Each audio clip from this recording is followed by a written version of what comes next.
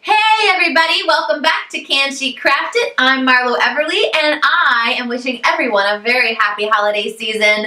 I'm so excited about this video because I'm doing my very first giveaway. Woo! Gift giveaway, free stuff. The llama box. Follow llama, isn't that cute? You may have seen this box earlier this week on Instagram if you follow me there. And I'm going to tell you how you can win it. I'm actually going to choose 2 winners for these little goodie boxes. So before I tell you what's inside, I'm going to tell you how you can win it. First, you are going to follow and subscribe to Can She Craft It online, and then share this video and tag 2 friends when you do, and I will enter your name in to win this box. Also, if you are a December baby, shout out to all my December babies, you can comment below with your birthday date and I will enter you in for 2 chances to win. So, what's inside the mystery box? Let's find out. I love gifts. Oh, the big reveal. Oh, I can't get it off. Okay, there we go. It is a fairy house terrarium. Isn't it cute? These are handmade by me. I made a ton of them last year for friends and family, and they were just such a big hit. One of my taste testers for the Thanksgiving gummies, which I'll link up here if you haven't watched that video, she saw this at my house and she was like, those are so cute, I want one. And so I made her this. So Helen, this is your fairy house terrarium.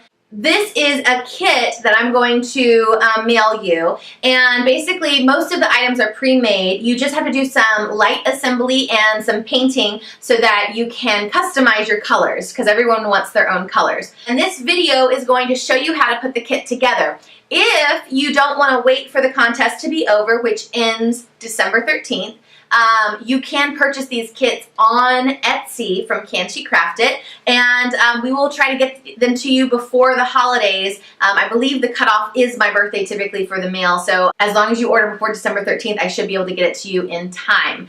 And all of these elements are either real dried flowers or they're hand sculpted. And if you keep watching, you'll see how to put one of these together. So let's get started.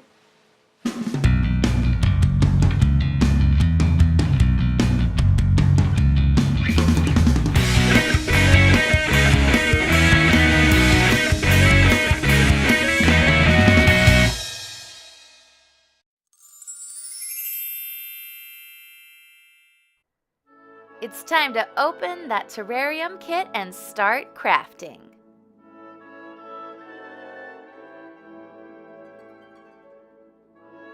Each kit will include the following: a plastic terrarium globe, pine cone shingles and an acorn top, assorted moss and craft dirt, some hemp rope, as well as mini pebbles, a butterfly cutout, and some clay miniatures. There will also be assorted flowers and a fairy house and tree base. I'm going to show you some behind the scenes action of me sculpting these pieces. Luckily for you, they're all ready to go whenever they arrive in your kit. So this is just to give you an idea of what I do to create each piece.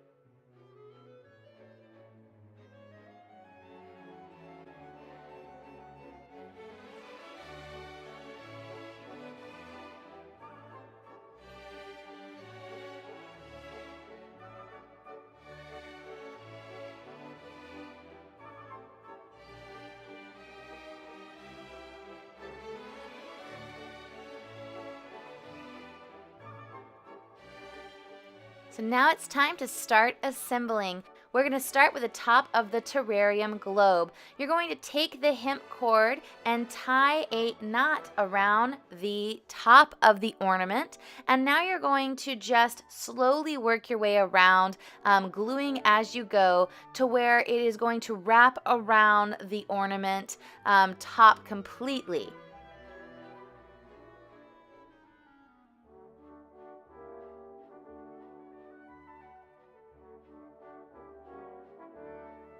When you get to the end, you're just going to glue down the end piece and then cut away any of the flyaway hemp cord.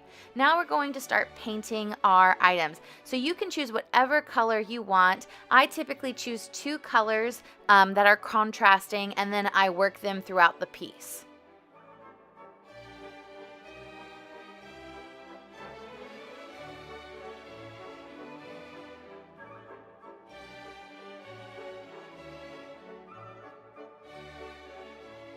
I got a little paint on the plastic globe, but it easily comes off with a little bit of soap and a paper towel.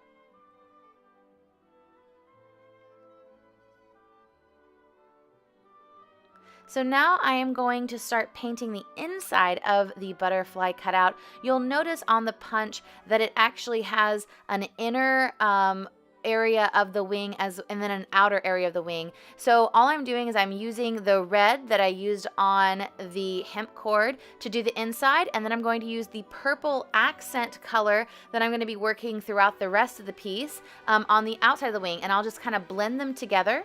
Once those colors are dry, I'm going to start adding some orange accents to just make it pop. This is just a toothpick that is dipped in the orange, and I am just delicately dotting some little details onto the butterfly wings.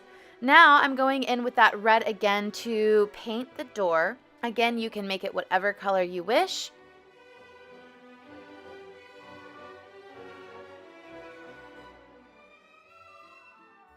And now I typically do the mailbox the other colors. So I did purple on the butterfly wings, so I'm going to make this the purple as well.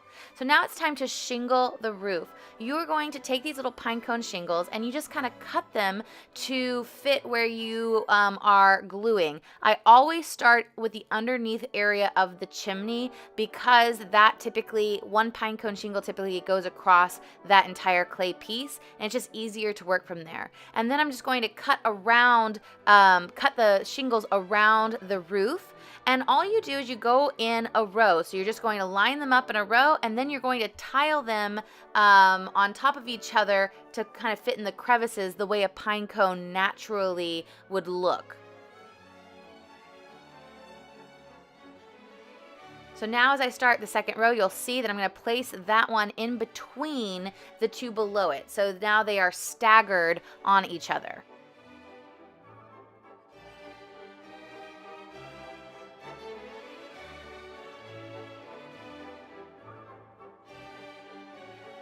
This is 3 layers. I believe it uses about 20 of the little pine cone shingles. And then once you get to the top, you're going to put the little acorn topper on. And that is what it should look like so far. So now we're going to start gluing on the clay miniatures. It's always useful to have either a craft stick or a toothpick so that you can wipe the hot glue away with and not burn your fingers. So I'm just gluing the door on, and I'm going to glue these little windows in place. You do want to use hot glue because you want that instant stick. If you use Elmer's glue, they're not going to stay in place for you. So now we're going to start mixing the craft dirt base. I'm using Mod Podge. You probably have Elmer's glue on hand. You can use either. And all you're going to do is you want it to have kind of a milky consistency. Whenever you look at it, it should have kind of a white color throughout. So it should be quite sticky. Now I'm just adding a little bit of Mod Podge to the base of the ornament, and I'm going to layer the dirt on top. This is going to just help it stick really well to the bottom. You don't have to do that step, but it will actually adhere better. This is what it looks like. You're gonna want it to dry for 24 hours before you start gluing things in place. I was doing this video and I was limited on time, so I had to glue before it was 24 hours. It's so much easier if you wait. So you can move on to this step though. All I'm doing is I'm basically gluing moss around the tree base. Each kit should come with all 5 of these varieties of moss.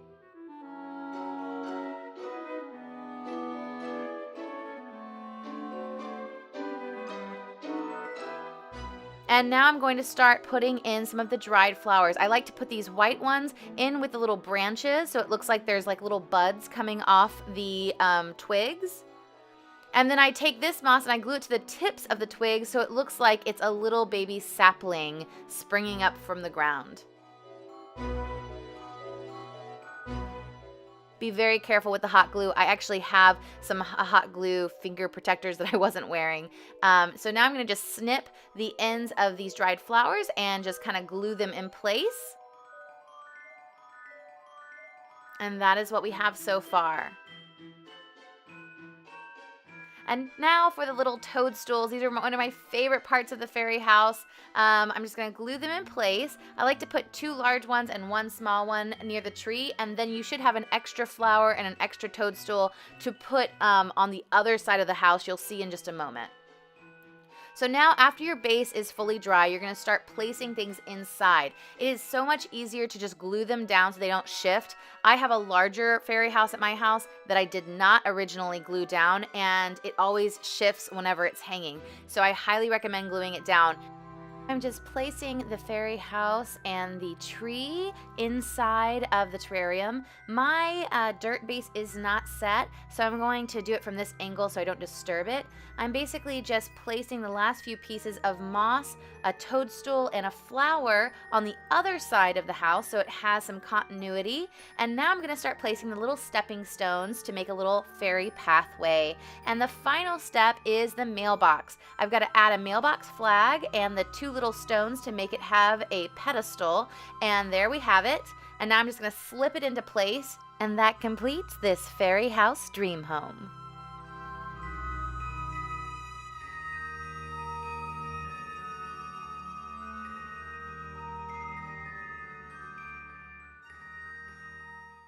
Thank you all for watching. Again, if you want to enter this fairy house terrarium contest, you're going to follow and subscribe to Can She Craft It on YouTube, and then share this video and tag 2 people on social media, and you will be entered. If you are a December baby, comment with your birth date below, and I will enter your name in twice.